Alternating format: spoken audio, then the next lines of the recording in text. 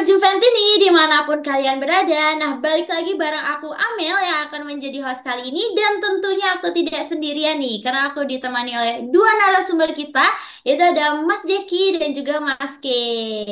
Hey, halo Halo, semuanya, teman-teman Soal Juven ini. Oke, terima kasih Mas Jeki. Boleh Mas K disapa-sapa juga teman-teman Juventini kita? halo. Oke, nah kali ini topiknya seru banget teman-teman karena kita akan membahas tentang Liga Champion 2025-2026. Nah, sebelumnya nih, sebelum kita masuk ke materi, aku mau kasih tahu nih, kalau kalian juga bisa banget nih jadi narasumber ya, contohnya seperti Mas Kay ini, dia salah satu member di Suara Juventini, dan nantinya kalau misal kalian masuk member, selain kalian bisa menjadi salah satu narasumber, kalian akan tergabung dalam saluran WhatsApp grup ya, yang pastinya kita bakal update terus tentang berita Juventus. Oke, nah makanya teman-teman, karena pembahasan kita kali ini juga seru, jangan di skip, tonton sampai akhir ya. Nah, kita langsung aja nih ke materinya. Hasil undian Liga Champion musim 2025-26 mempertemukan Juventus dengan 8 tim dari berbagai penjuru Eropa. Undian ini sebenarnya sudah dilakukan seminggu lalu ya, hanya saja kita baru sempat membahasnya nih sekarang ya. Momen ini nih benar-benar pas ya Mas, karena memang ada jeda internasional di mana para pemain Juventus nih lagi kembali ke timnas masing-masing. Nah, di sistem baru Liga Champion yang mulai diperkenalkan musim lalu, kini memasuki edisi kedua. Artinya, Juventus dan tim lain harus kembali beradaptasi nih dengan format yang menuntut konsistensi nih lebih besar. Nah, jadi kalau dulu ada home dan away ya melawan lawan yang sama, kalau sekarang nih tiap laga kita bertemu dengan lawan yang berbeda. Oke, kita langsung bahas tentang peta lawan Juventus nih, Mas. Ya, Udian menempatkan Juventus melawan tim-tim dengan level beragam. Ada raksasa spesialis Eropa seperti Real Madrid, tim yang selalu sulit dihadapi seperti Benfica, dan Borussia Dortmund yang walaupun sempat kita kalahkan ya di pramusim, tapi jelas nih belum tentu menunjukkan kekuatan sebenarnya. Nah, selain itu ada Villarreal ya yang terkenal berbahaya nih di kompetisi Eropa. Monaco ya yang kerap menyulitkan nih dengan permainan cepat ya, Sporting yang sulit hingga lawan-lawan yang secara namanya lebih kecil nih seperti Bodo, Glimt dan Pafos. Nah, bagaimana nih Mas tanggapannya? Bagaimana sih peluang Juventus ini ya di masing-masing laga nih? Mulai dari lawan terberat hingga lawan yang mungkin relatif bisa kita kuasai nih. Dengan peta lawan Juventus seperti ini nih, ya, apakah Juventus langsung lolos nih ke babak 16 besar atau justru harus melewati jalur playoff lagi nih kayak kemarin? Gimana nih? Silakan Mas Jeki dulu deh. Boleh. Silakan Mas Jeki. Oke, terima kasih Amel. Pertama adalah kita lihat situasinya dulu. Situasinya adalah sekarang Juventus di Liga Champions itu dengan sistem baru ya. Sistemnya itu bukan grup, yang dimana biasanya kalau ada grup ada 4 tim, terus nanti home away biasanya jadi ajang balas dendam kalau home-nya kita menang, ntar away dibantai sama mereka atau kebalikannya kita away bermasalah, ntar kita bantai di home. Jadi sistemnya nggak kayak gitu. Jadi menariknya adalah 8 tim diacak melalui algoritma komputer yang ada di UEFA. Lahirlah 8 nama tim ini berbeda-beda, ada yang home, ada yang away, masing-masing kita nggak ada yang kayak model sistem sebelumnya lagi. Jadi menariknya karena 8 tim ini berbeda-beda, jadi kita tadi yang seperti dibilang Amel, konsistensi ini sangat dibutuhkan karena kita nggak ada istilah home away dalam arti kata melawan satu tim, jadi kita benar-benar harus konsisten terhadap semua pemain. Nah, kalau bicara gimana hasil undiannya? Ya hasil undiannya memang komputer ya. Tentu ada dari pot satu yang berat, tentu ada pot 2 yang seperti kayak kita levelnya, ada pot 3 yang udah mulai menengah, pot 4 yang sifatnya itu harusnya ringan ya, kayak Pavos, kayak Bodo Glimt, mungkin itu udah di pot 4. Nah, kalau ngomongin pot satu nih, bicara pot satu berarti ngomongin Real Madrid sama pot satu Dortmund ya berarti ya. Dortmund apa Benfica ya? Dortmund ya. Belum Madrid. Dortmund Madrid ya. Nah, emang kalau ngomongin Real Madrid dulu dah. Kalau ngomongin head to head, memang kita baru ketemu Real Madrid di Club World Cup. Tapi itu situasinya Club World Cup.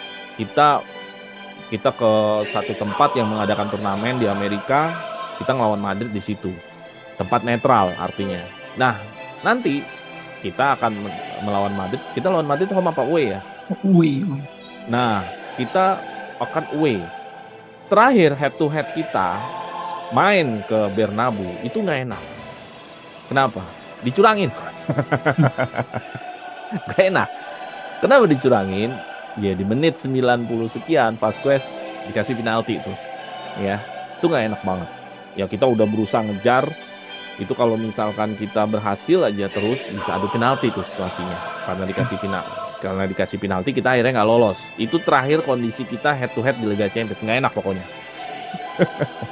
Jadi bertandang ke Real Madrid bukan pekerjaan yang mudah. Orang kita di tempat netral aja kemarin nggak menang. Jadi ini adalah suatu dari semua pertandingan, tentu ini pertandingan sulit. Tapi gue berharap sulit, tapi enak dilihat.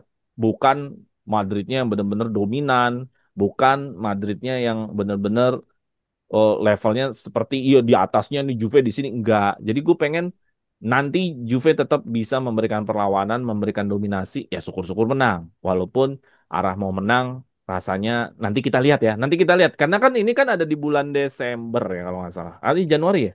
Bulan apa ya? Gue belum hafal lagi. Karena ini nggak langsung di bulan ini.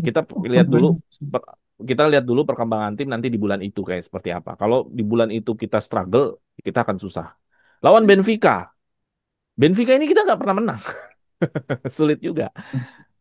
Sulit lawan Benfica. Justru lawan Dortmund di Liga Champions secara head to head masih lebih bagus namanya.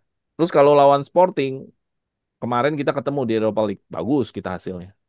Harusnya kita ngelawan Villarreal. Kemarin lawan Villarreal juga sulit. Terus lawan Bodo Glimt sama Pafos tentu harusnya dapat poin di sini. Jadi artinya ada 3 tim atau 4 tim lah menurut gue yang akan menjadi halangan besar. Real Madrid, Benfica menurut gue udah pasti. Justru Dortmund gue masih punya rasa optimis apalagi Dortmund nanti kita di away. Terus apa namanya yang sisanya harusnya bisa dapat poin dengan mungkin kalah 1 atau kalah 2 kali. Ya kalah 2 kali lah katakanlah. Mungkin kita akan tetap lolos Mel ke 16 besar tapi sayangnya mungkin via playoff. Karena gue memprediksi gua nggak tahu ya nanti di posisi kita lawan Benfica, di posisi lawan Real Madrid kita akan seperti apa timnya. Tapi kalau mengacu sama hari ini, Benfica, Real Madrid lebih siap lah. Karena kemarin aja kan habis ngalahin kita di CWC. Gitu. Tapi nanti kan kita lihat nih perkembangan tim kita kalau grafiknya naik, gue mungkin akan pede. Tapi kan kita ngelihatnya hari ini dulu aja. Gue rasa kita playoff. Gitu lah Oke. kira-kira Mel. Terima kasih Mas Jeki. Jadi kalau emang dilihat dari potnya kita juga dapat klubnya yang 4-3 itu lumayan besar dan sulit ya untuk Juventus teman-teman ya. Dan Hmm. mungkin kalau berdasarkan prediksi masuk lolos ke 16 besar tapi kalau paling playoff ya. Tapi Iya. semoga kita harus lihat dulu juga kan ya Mas. Berarti timnya ini nanti berarti kan ada pemain baru juga kan. Apakah akan klop gitu ya kita pokoknya Ya, doain baik lah betul. pastinya buat Juventus ya Iya, kita kan. lihat Oke pemain kalau barunya nanti. Apakah akan klop langsung nggak sama Juventus? iya, oke. Nah, gimana nih pendapat dari Mas K ya? Ada yang berbeda atau bagaimana? Silakan Mas K. Oke, menarik banget ya ulasan dari Bang Jeki tadi. Ini hampir sama sih prediksinya, 4 menang, 2 seri, 2 kalah sih. Tapi lawan siapanya nggak tahu sih, tapi feelingnya segitu. Dan dengan berapa berarti? 14 poin ya. Kayaknya masih playoff sih ya kalau baru 14 poin. Kecuali mungkin kalau ada satu kemenangan lagi, bisa mencuri stok kemenangan lagi, bisa lolos. Walaupun peringkatnya mungkin masih di peringkat 8 ya mungkin. Ya tergantung Benar kalau ya menang kata semua Bang sih, Jeki iya. itu, head to head lawan Dortmund kita emang unggul satu satu kemenangan. Lawan Villarreal kita belum pernah menang juga ternyata, baru seri dan kalah di Liga Champions ya. Cuma kalau Villarreal sebenarnya kan mereka bukan tim yang stabil ya, jadi bisa aja waktu itu kita kalah tapi kali ini kita bisa lah optimis menang. Madrid ya seperti yang dibilang Mas Ziki, dia masih superior dan semoga aja nggak kebantai kayak Turki lawan Spanyol lah tadi malam. Ya paling nggak bisa kayak dulu lah, bisa ya walaupun kalah 1-2 atau malah justru bisa Magic bisa menang 2-1 kan dulu Del Piero ya waktu itu kasih ketenangan bebas di Bernabeu.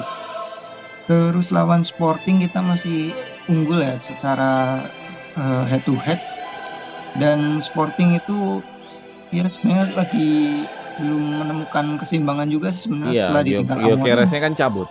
Ya Gyökeres juga cabut dan Alberto Costa untungnya nggak ke sana juga. Jadi ya mending lah ya, mungkin kita bisa menang lah di situ. Lawan Bodo ini karena away sebenarnya aku agak pesimis ya, soalnya Bodo itu terkenal dengan cuacanya di sana yang sangat ekstrim gitu. Jadi apalagi itu kalau bulan November, paling parah sih Desember ya. Untungnya di bulan November semoga ya masih bisa lah mencuri 1 poin. Soalnya kan banyak klub besar yang dulu di Eropa League itu gagal ngalahin Bodo pas lagi di kandangnya dia. Hmm. Kemudian Pavos ini mungkin yang secara kekuatan paling lemah ya. Apalagi kita di kandang, jadi harusnya bisa menang lah harusnya. Benfica ya, seperti yang dikatakan Mas Ciki, kita belum pernah menang lawan Benfica di Liga Champion. Tapi ya masih bisa lah ya, karena sekarang ini kita mainnya di home, harusnya bisa lebih inilah, apalagi dengan pemain-pemain baru Ya kita. kemarin juga kita Dan kalah di home zamannya Mota.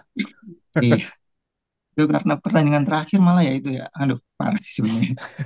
Ya, ya semoga dengan pemain yang baru bisa lah. Dan pas di Monaco away ini apa ya laga melawan Pogba ya, reuni ya lawan Pogba sama satu lagi Zakaria kalau nggak salah.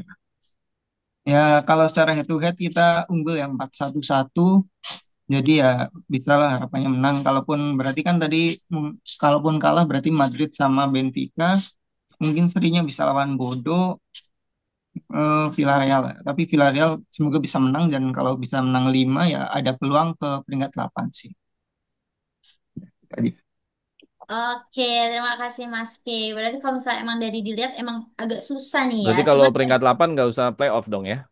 Oke. Iya, nggak usah playoff. Nggak usah playoff. Bisa untung Keren dua banget pertandingan lah Juventus buat nggak playoff. istirahat. Hah? Ya berharapnya sih bisa peringkat 8 ya. oke, terima kasih Mas K. Ya, tentunya kita berharap Juventus yang nggak harus playoff ya. Tapi balik lagi sebenarnya bola itu kan sebenarnya bundar ya. Tidak ada yang tidak mungkin ya. Kita berdoa aja lah. Semoga tadi kayak yang cuaca mungkin ataupun misalnya walaupun kita belum pernah menang bertemu dengan Villarreal, siapa tahu Benfica nantinya yang belum akan pernah menang terjadi. lawan Benfica. Benfica, Benfica Villarreal. juga ya, siapa tahu ada keajaiban teman-teman ya Juventus ini. Jadi menang kita pokoknya berdoa aja lah terus. Oke, kita lanjut aja nih teman-teman ke materi kedua yaitu tuntutan stabilitas di sistem baru ya. Seperti yang kita tahu kan sistem baru ini membuat tuntutan menang nih di setiap laga semakin besar ya. Tidak ada lagi istilah membalas kekalahan di lig kedua. Karena setiap pertandingan adalah pertemuan dengan lawan berbeda ya, kayak tadi yang sudah aku jelaskan juga ya. Musim lalu Juventus kan sempat kesulitan nih menjaga konsistensi hingga akhirnya harus menjalani tadi playoff 16 besar dan gagal melangkah lebih jauh. Ya, dampaknya saat itu cukup besar, teman-teman ya, termasuk berakhirnya era Thiago Motta di Turin. Nah, pertanyaannya nih, Mas, karena sistem baru ini ya menuntut performa stabil gitu ya, kesulitan tentu kan akan menghampiri Juventus nih. Apakah ada resiko nih Tudor akan mengalami nasib yang sama nih seperti Motta bila gagal membawa tim lolos langsung ya? Kira-kira juga bagaimana nih cara Juventus ya menjaga konsistensi performa ya mengingat kalender makin padat dan setiap laga di UCL ini bernilai krusial nih ya. Silakan Mas Jeki. Oke, ya jadi betul apa kata Amel tadi bahwa konsistensi ini menjadi satu solusi buat kalau lu mau stay di UCL, Champions League mungkin sampai perempat final atau sampai semifinal, bahkan bisa ke final. Nah, konsistensi ini kan nggak gampang, nggak mudah. Kita aja yang di sini ngomong konsistensi mudah. Karena pada dasarnya kemarin Mota juga awalnya menang-menang tuh lawan PSV. Ujung-ujungnya susah juga. Masa away juga susah juga. Jadi ya kalau dibilang dibilang ini mudah enggak ya bahwa semua di Champions League tuh kadang semua punya kejutan. Nanti kita lihat Sporting yang mungkin secara head to head di bawah kita bisa aja dia ngasih kejutan. Ada aja lah pokoknya nanti kita dari 8 itu yang ngasih kita kejutan. Kita kan sudah memprediksi tadi di pertanyaan pertama. Real Madrid, Benfica ini udah pasti nih akan ngasih ngasih hal yang ya dimensi yang udah pasti Juve sulit raih lah gitu. Tapi bukan hanya mereka berdua, yang lain-lain juga bisa memberikan kesulitan. Bahkan Pavos pun bisa memberikan kesulitan bila Juventusnya memang belum perform-perform. Gitu. Jadi kalau nanti pertanyaannya apakah ini akan berefek sama Tudor, iya bisa jadi berefek sama Tudor kalau nanti Serie A-nya berantakan, kalau Copanya berantakan. Ini kan yang berefek sama Mota itu kan karena Serie A-nya berantakan, Coppa Italianya juga berantakan. Jadi kena semua tuh. Di Liga Champions-nya playoff-nya gagal sama klub Brugge, ya kan? Di Coppa Italianya sama Empoli, di Serie A-nya juga belum pasti seri empat besar. Jadi berturut-turut gitu loh. Jadi kalau misalkan katakanlah Champions League-nya kita berantakan nih, sampai-sampai nggak playoff aja enggak. Nah, nanti dilihat di Serie A-nya. Apakah kita sebagai kontender nggak di Serie A-nya? Kita peringkat 2 mepet. Bahkan kita masih Kapolista. Gue rasa itu nggak berefek lah sama Tudor. Mungkin Tudor butuh fokus yang berbeda aja. Gue mau fokus di Liga dulu aja deh. Ya sudah. Walaupun duitnya lebih banyak di Liga Champion. Kalau seperti itu rasanya Tudor nggak bakal kena efek langsung. Tapi kalau semuanya berantakan, gue rasa dia akan kena efek. Gitu. Apakah harus ganti pelatih segala macam? Ya, itu terlalu dini untuk mengatakan ya. Tapi ada efek ada pasti. Nggak mungkin nggak ada lah. Gitu.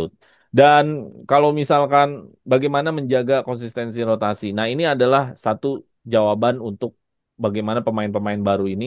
Karena kan lini serang yang punya kedalaman squad ya. Lini serang punya kedalaman kayak Openda, Zegrova, terus Chico Conceição. Ini bisa bisa saling ganti-gantian di dalam sistemnya Mota, mungkin bermain siapa duluan kah, ayo dong langsung langsung perform gitu. Kalau mereka aja dari lini serang mereka gapnya jauh gitu, misalkan Yildiz diganti Openda, Opendanya kurang, si Chico diganti Zegrova, Zegrovanya kurang, atau Chiconya kurang, Zegrovanya iya, pas diganti lagi ke Chico kurang atau Davidnya kurang. Nah, itu akan sulit. Belum lagi posisi-posisi yang lain.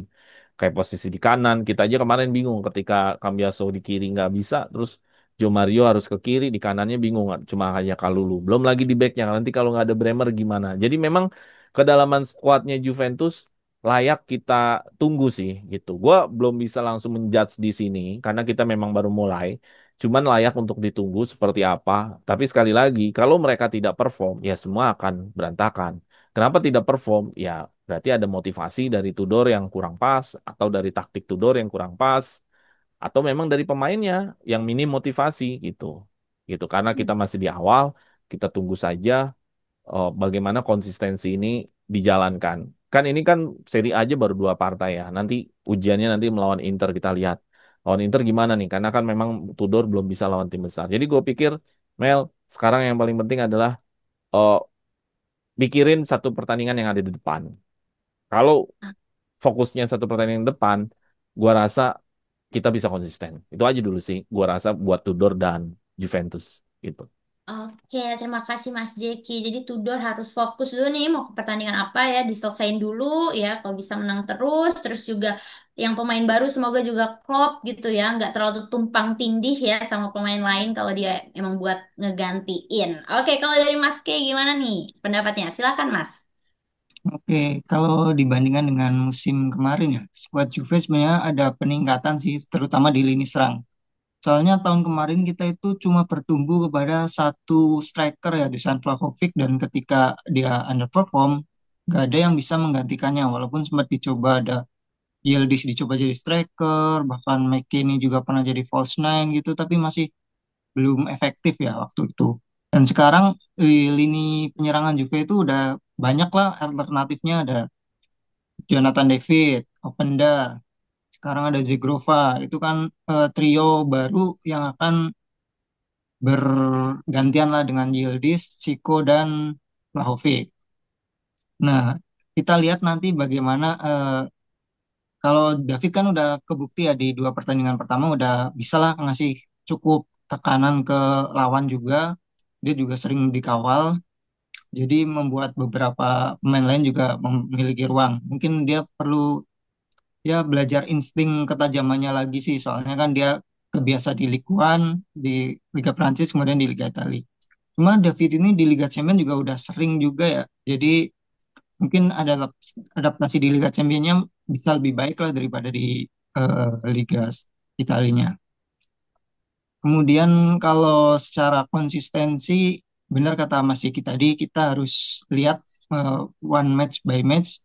Terutama Tudor kan belum pernah menang di laga resmi melawan tim besar. Kalau kemarin menang lawan Dortmund itu kan masih persahabatan, dan ya walaupun nggak terlalu beda jauh, mungkin apa ya tanahnya beda lah kalau bukan pertandingan resmi sama pertandingan persahabatan. Walaupun Orang itu laga akhir-akhir ini farewell, laga pertandingan perpisahan.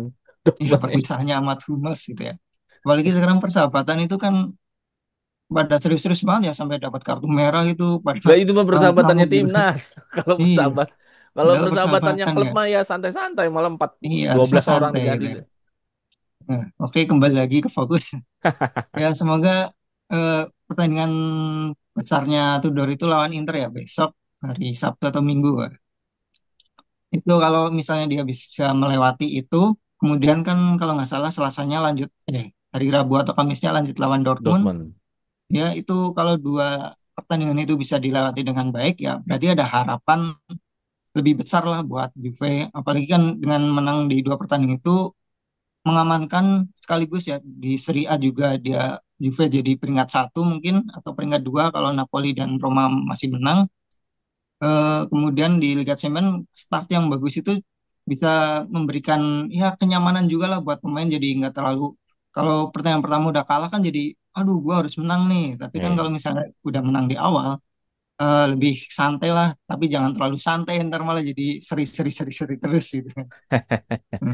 Oke, Kalau oke. efeknya ke Tudor ya sekarang, ya seperti Bang Jaki bilang, kalau hanya Liga Champions yang berantakan tapi di Serie A-nya masih bagus dan di Copanya juga masih jalan terus sampai final, mungkin masih aman sih. Cuma kalau kondisinya kayak Mota tahun kemarin tiba-tiba apes nggak lolos Liga Champion, nggak lama kemudian lepas juga tuh Coppa Italia, nggak lama kemudian jatuh juga ke peringkat 5, walaupun selisihnya 1 poin dengan peringkat 4 waktu itu. Ya itu tergantung si manajemen Juve-nya apakah lebih sabar nunggu sampai akhir musim atau impulsif, ya udahlah pecat aja. Tapi ya itu berarti kan harus nyari asisten juga sih. Kalau misalnya belum siap juga mungkin dipertahankan juga sampai akhir musim. Kali Bonucci udah siap-siap buat step up nih. Kan kemarin baru saya temen mimpinya juara Liga Champions bareng Juventus. Ngelatih Asik. Juventus katanya. Yoi. Udah Bonucci. sih itu Pede aja dulu, sih. yang penting mah pede. Yang penting pede dulu Iya, aja. beda dulu. Oke, terima kasih Mas Ke. Pokoknya kita berharap yang terbaik lah ya pastinya. Dan juga kita lihat dulu nih dari match-match nanti dan juga pemain baru yang masuk ya. Oke, kalau kita kan dari tadi ngomongin tentang konsistensi ya. Berarti ini kan menjadi kata kunci nih di sistem baru Liga Champion. Maka kan ujian sesungguhnya ini ada pada kualitas squad ya. Juventus kan sudah menutup Mercato ya tadi dengan mendatangkan 4 pemain baru untuk menambah kedalaman. Nah, Igor Tudor pun kini harus percaya diri nih dengan materi yang ada. Karena kompetisi ini kan tidak memberi ruang nih untuk alasan atau keraguan. Nah, skuad yang ada memang campuran ya. Ada pemain muda penuh energi, lalu ada pilar berpengalaman, hingga rekrutan anyar yang diharapkan memberikan dampak langsung nih. Tantangannya juga jelas nih, apakah komposisi ini nih cukup untuk menghadapi kayak tadi Real Madrid, ya kan ada Benfica, Dortmund, atau bahkan tim-tim yang di atas kertas nih lebih kecil ya, tapi kerap bikin kejutan. Karena kita kan juga nggak tahu nih persiapan tim lain kayak gimana nih. Nah, apakah skuad Juventus ya yang saat ini berada di level Liga Champion artinya mampu mendominasi di setiap laga nih, baik menghadapi tim besar maupun tim kejutan tadi. Dan dari keseluruhan skuad yang ada, siapakah pemain yang menurut para sumber nih akan menjadi Man of Champion League nih untuk Juventus musim ini? Boleh deh gantian. Sekarang Mas Kay duluan deh. Silakan Mas. Oke, terima kasih pertanyaannya. Jadi eh, apa nambahin dikit tadi ya. Kalau secara squad itu sebenarnya kalau buat attacker sih aku optimis ya, banyak variasinya. Cuma emang di pertahanan ini masih jadi tanda tanya apakah rotasinya bisa berjalan lancar, apalagi kan kita kayak kekurangan pemain belakang sebenarnya, walaupun ya seperti yang kemarin sampai dipaksa main di kiri itu padahal main kanan itu kan berarti menandakan sebenarnya kita masih kurang di situ. Jadi kalau musim lalu kita nggak punya striker, musim ini kita kayak kekurangan back gitu. Cuma ya semoga bisa diatasi lah itunya. Kalau harapanku, kalau by data, mungkin yang akan meledak di Liga Champion dari Juve ini antara Openda sama eh, David ya. Soalnya mereka udah pengalaman di Liga Champion dan sekarang mendapat support dari klub yang lebih besar. Jadi harapannya emang bisa lebih rengginas lah. Kalau biasanya dilayani oleh Lille atau Leipzig mungkin kan levelnya harusnya sih masih di bawah Juve ya harusnya ya. Hmm. Jadi sekarang dengan pemainnya Juve yang lebih bagus, mereka bisa lebih eh, optimal lah ya dengan itu. Cuma kalau secara harapan, tentunya Yildiz harapannya bisa bersinar lah dengan dia di usia yang muda, apalagi memakai nomor 10. Dan satu lagi yang aku harap bersinar itu Zegrova sih. yang disebut Messi dari Kosovo. Apalagi Tidak dia kosong. kemarin dapat restu lah Anjay. dari Alessandro Del Piero. Kayaknya jarang-jarang loh pemain datang tiba-tiba foto sama Del Piero. Ya Iya. semoga itu bisa jadi motivasinya buat membuktikan kalau ke Juve itu nggak salah dan ya dia belum habis lah sebagai Messinya Kosovo. Yoi, Messi dari Kosovo anjay. Oke, terima kasih Mas K. Tentunya kita berharap yang terbaik dan juga kalau Man of Champion League tadi dua ya Mas K. Tadi ada Yildiz sama, aduh tadi lupa namanya yang Zegrova, golman. Zegrova. Zegova. Nah, kalau misalnya dari Mas Jeki nih, silakan Mas. Oke, Mungkin berbeda pertanyaannya kan tadi, pendapatnya. oke, terima kasih Amel. Pertanyaan tadi kan ada dua ya yang Mm-mm. saya ingat dari Amel tadi bertanyakan apakah Juve mampu mendominasi. Terus bagaimana Man of the Champions League gitu loh. Kalau mendominasi harus kalau ketemu tim yang di bawah Juventus. Ya Mm-mm. dominasi kita di sini ya bukan berarti lu kayak City lah. Dominasi di sini artinya kalau secara statistik ball possession tuh antara 55% ke atas sampai 60% tuh sebenarnya udah dikatakan dominasi. Jadi dominasi itu nggak selalu dikatakan 70%, 80%. Nggak semua tim bisa begitu. Karena di dalam tim kan, di dalam permainan sepak bola kan 90 menit efektif megang bola kan nggak 90 menit. Efektifnya mungkin bisa-bisa cuma 60 menit. 30 menit tuh pegel-pegel, pegang ini, dikit-dikit perit kan gitu. Jadi 60% aja udah 55% ke atas itu bisa dibilang dikatakan dominasi. Jadi kalau lawan tim yang di bawahnya itu harus dominasi. Tudor harus bisa menciptakan rasa lapar itu kalau ada tim yang di bawah. Bagaimana kalau tim yang di atasnya Juventus hari ini gue melihat misalkan Real Madrid sama Benfica. Kalau Benfica secara head to head, gue sih sebenarnya memandang Benfica itu sama. Cuman karena secara sejarah kita belum pernah menang nih sama dia, jadi kayak susah-susah aja gitu loh. Nah kalau melawan mereka ini rasa laparnya harus lebih gede lagi bahwa lu jangan mengkerdilkan diri, jangan kalah sebelum bertarung lah. Kayak kemarin lawan Leipzig tuh bagus tuh. Tahun musim kemarin dari seluruh Liga Champions yang gue inget cuma lawan Leipzig. Kita apa comeback ya, comebacknya keren Ya banget lah. kalah kartu merah terus Iya, bisa comeback pokoknya dikit juga. pokoknya itu pertandingan yang gue ingat comebacknya keren, gol-golnya bagus. Nah, rasa laparnya kayak gitu nanti kalau lawan tim gede. Jadi kita bisa lawan tim kecil dominan, lawan tim gede punya rasa lapar dan tidak kalah sebelum bertarung. Terus untuk Man of eh, Champions League, gue sangat berharap sama 5 pemain ya. Pertama adalah Yildiz tentu ya. Yildiz harus membuktikan bahwa dia adalah nomor 10 Juventus. Nomor 10 Juventus jangan diasosiasikan hanya di Serie A gitu.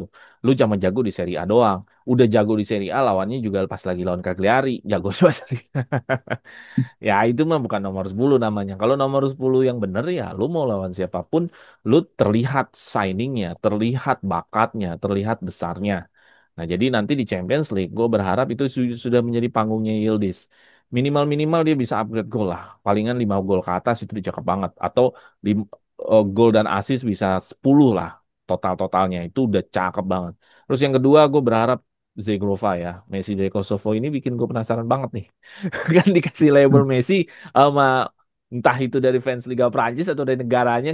Ini kan pasti bukan sebuah sebutan yang keren-kerenan. Gua rasa ada harapan juga di sana kan. Terus yang ketiga gue berharap sama David ya, Jonathan David ya. Kenapa bukan Openda? Kenapa David ya? Karena David pertama kan David ini free transfer ya. Free transfer ini kan ya gue pengen nih Juve dapat free transfer meledak gitu loh. Dan itu bisa menjadi satu satu motivasi buat manajemen. Wih gila, kita masuk di era ini lagi gitu loh. Kalau Penda kan mahal ya. Dulu memang harus perform kan gitu. Jadi ada tuntutan kalau David kan enggak gitu free transfer. Jadi gue berharap David. Yang keempat Cambiaso. Cambiaso memang harus ada di level yang memang pemain di Liga Champions nih. Dia harus meliuk di Liga Champions, dia harus masuk area kotak penalti, dia harus terlihat di Liga Champions untuk membuktikan kalau dia adalah back sayap kelas dunianya Juventus saat ini. Yang terakhir adalah Bremer ya. Bremer bukan harus terlihat, jangan cedera, jangan kenapa-napa. Ya tanpa Bremer sulit memang Juventus. Lebih ke itu sih, lebih Satu-satunya back kalau yang Bremer tuh bagus lebih nih. kepada lu jangan kenapa-napa sih, gitu aja sih. Kalau yang lain kan pengen berharap bersinar. Kalau ini enggak, lu jangan kenapa-napa kalau Bremer. Jadi Kalau 5 Kelly itulah. gimana bang? Apa? Kalau Kelly gimana? Kalau Kelly asal asal jangan bikin kesalahan aja sih, ya nggak masalah sih. Nggak bikin kesalahan aja masih kena hujat ya. Kasian bener. Nah, kira-kira gitu lah, Mel. Oke, terima kasih Mas Jeki. Nah, nggak terasa teman-teman ya, ini udah panjang banget pembahasan kita. Teman-teman Juventus ini juga langsung aja nih komen, karena kayaknya asik banget nih pembahasannya ya. Jadi kalau misalnya teman-teman juga punya pendapat lain gitu ya, boleh sambil komen-komen sambil kita apa diskusi lah ya di kolom komentar. Oke, kalau gitu teman-teman jangan lupa buat di like juga, di share, di komen sebanyak-banyaknya. Izinkan aku Amel dan juga narasumber kita Mas Kei dan Mas Jeki pamit undur diri. Kita tutup dengan final Fine Forza Forza Forza Juve. Juve. Juventus. Oke.